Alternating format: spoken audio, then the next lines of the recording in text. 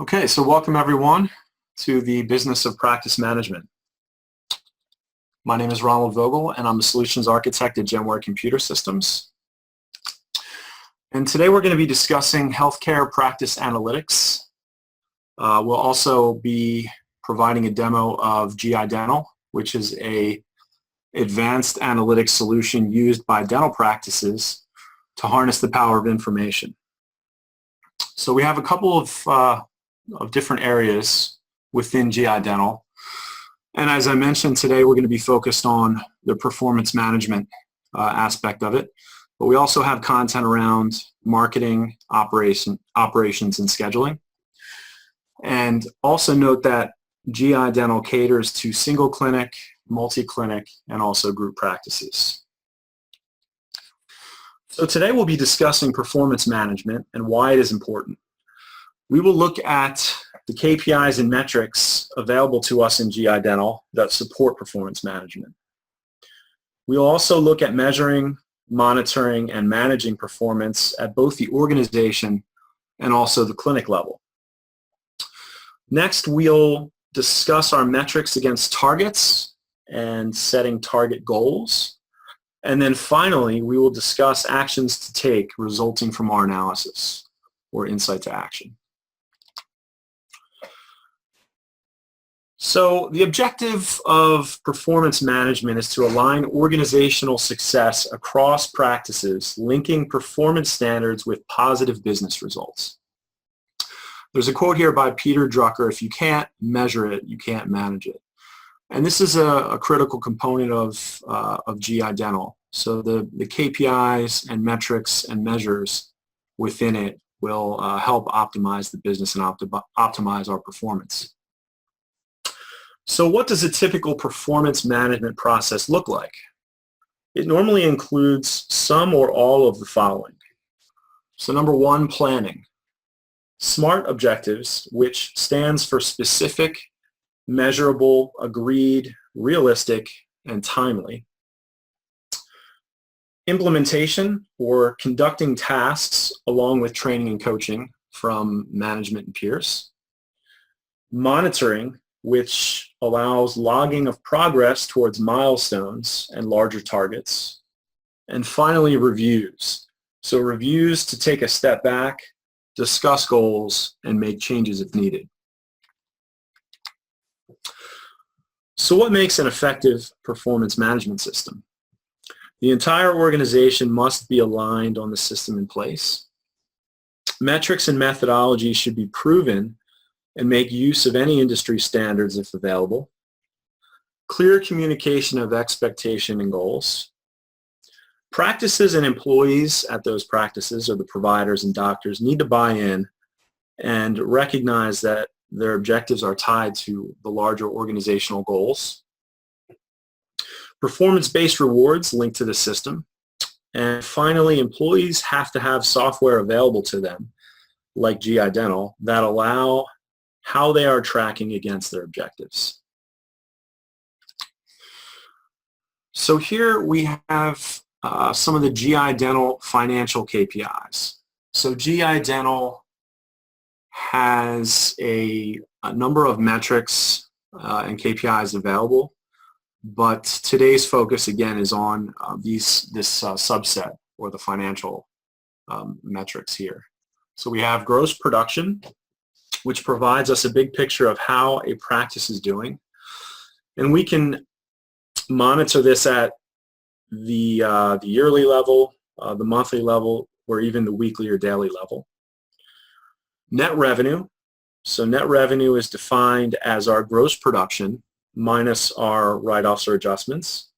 This is the revenue we're actually bringing in. Our revenue rates. So here we see revenue rate per patient or per procedure, which is our revenue divided by the number of patients that we're seeing, or our revenue divided by the number of procedures that we're conducting. And finally, collections. What percentage of our fees charged are actually paid? This could be grantor or patient payments, or it could be insurance payments. So next, let's jump over to a demo of GiDental and show how we can measure performance using the KPIs we just discussed at the organization level and also the clinic level, how we can set targets using GiDental, and how we can use insight from our analysis to take action.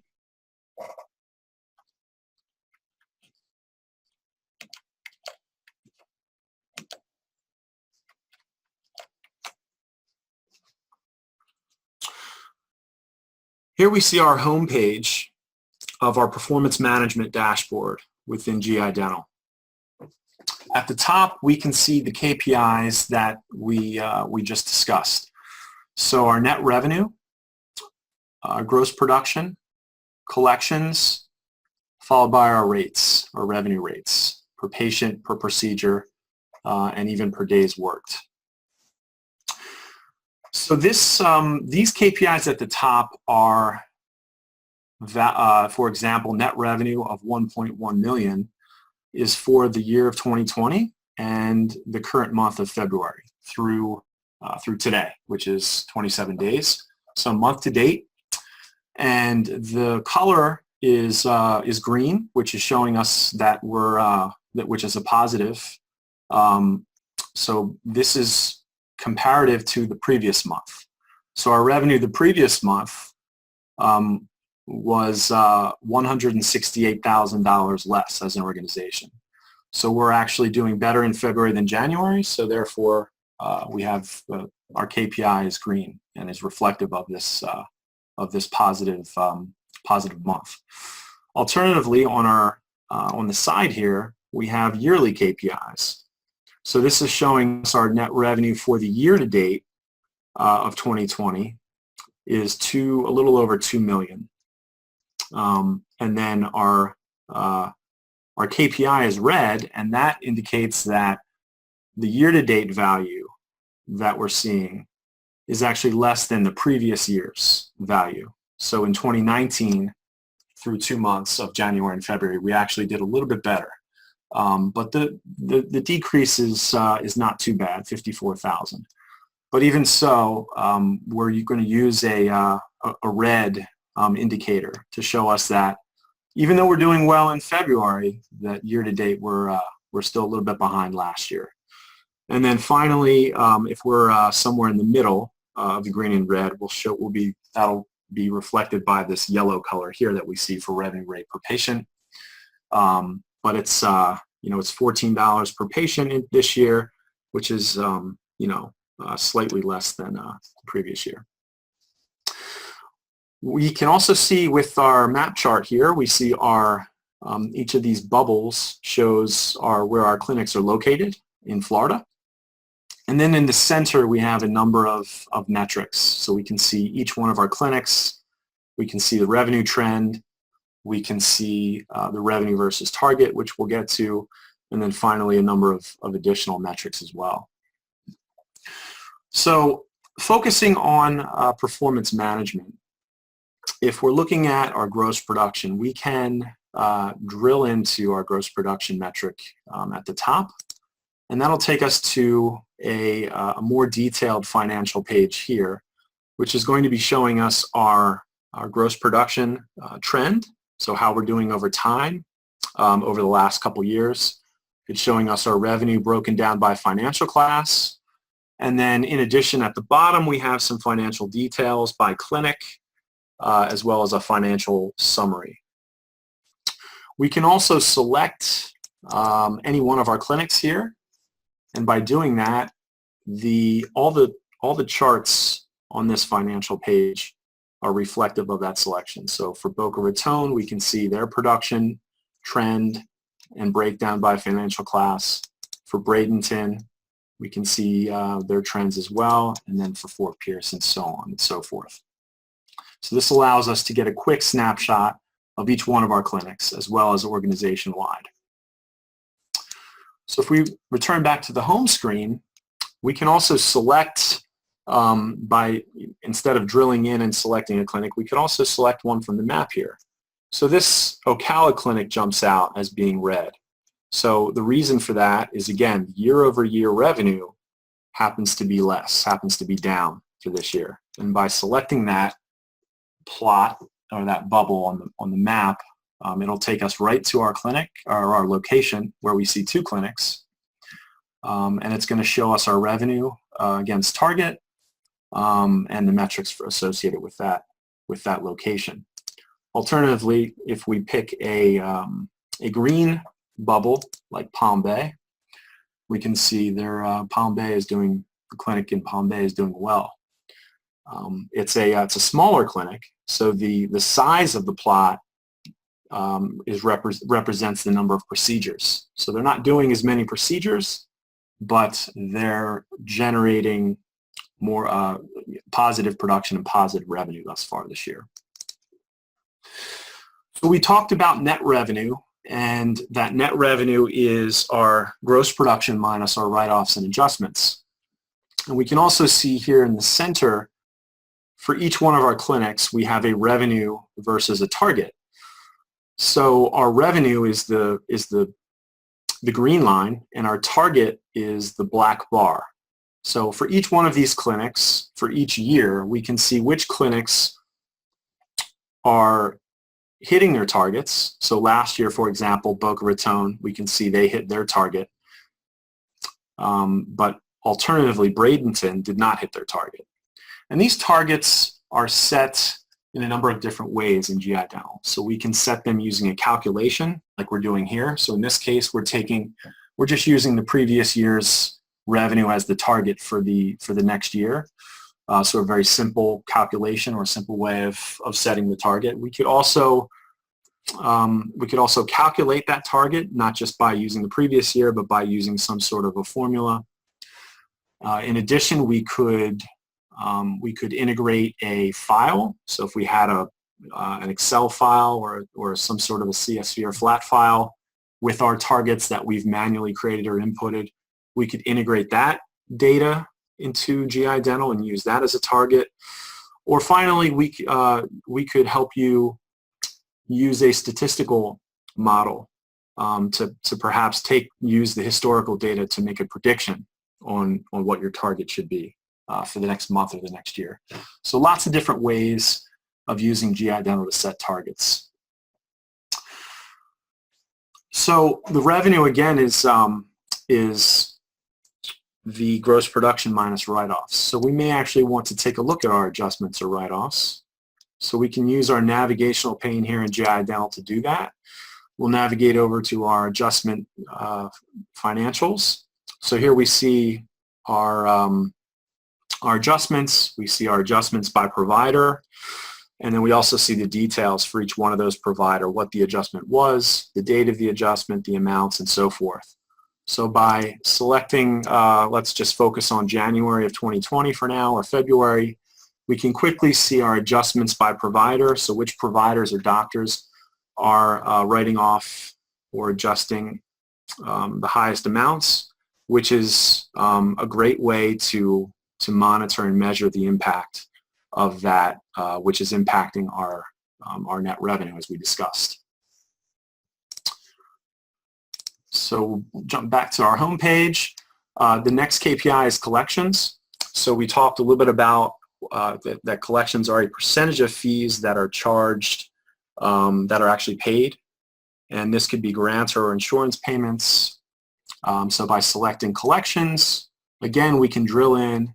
GiDental allows us to see our revenue, which is shown by this green line, against our grants or payments, which is in blue, and our insurance payments, which is in the dark gray. So it gives us that breakdown. It gives us a visual representation of how we're doing over time, and then also what percentage or how our collections are doing as well for each month. This also shows us a little bit about our financials by provider, so we can see our provider, the clinic that provider worked at, and then some additional financial metrics around those providers. We can see our collections and balances by provider, and then finally our collections by financial class. So breakdown of each one of those. And finally, we talked about our rates. So our revenue rate per patient and our revenue rate per procedure and per days worked. So if we focus on our revenue rate per patient, as an example. This is important to us because as we add patients or as we bring in new patients to our organization, to our clinics within our organization, this rate of $93 of revenue per patient would indicate to me that for each one of those added patients, we should be collecting $93 incrementally for each one of those patients. So as we add patients, we would be increasing our production. What's interesting is as we look at this detailed page where we're looking at our revenue versus our patient trends. So we have our green line, which is the patient count shown here. We have our darker black line, which is our rate, our revenue rate per patient. And then we have the blue is collections and the dark gray is our revenue over time. So we can see that trend over time. But when we look at our 12-month rolling measures for those metrics, we can see as an organization, the green line is our patients. So we're actually increasing our patients over time, which is fantastic. That's exactly what we want to be doing. But what's interesting is that the rate per patient, which is this black line here, at a certain point actually starts to decrease, which is not optimal. This means that as we're adding patients, our revenue is actually not, we're not actually generating that incremental revenue that we discussed. So that $93 per patient would, that's what we should be generating in addition incrementally each time we add a patient, and that's not happening. So the conclusion from this example that we're able to reach is that we seem to have too many patients than we can handle. Whether that's we need to open a new clinic, we need to add chairs to one of our clinics, we need to add more providers to our clinics, we need to make a change to optimize the increase in patients. And another interesting thing we can do is look at the clinic locations and look at their respective charts. So we can see here Fort Pierce is a good example or a good model of what we're aiming for as an organization. So we can see at this particular clinic, we had a steady amount of patients over time, and then we had a dramatic increase of new patients coming in. But our revenue increase, as you can see, is shown by these bars here, these darker bars. So our revenue is increasing with our patient count, thus our revenue rate is increasing. So this is a good model, and we should look to this clinic to as a good model of what to adopt organizationally or organization-wide. And just navigating back to the home screen with that Fort Pierce selection, it's going to retain that selection for us, so we can see where it is on the map. We can see it's green, which we just saw. We know they're doing well. But what's interesting is their gross production for the current month is actually down. But we know that they are a good model of performance.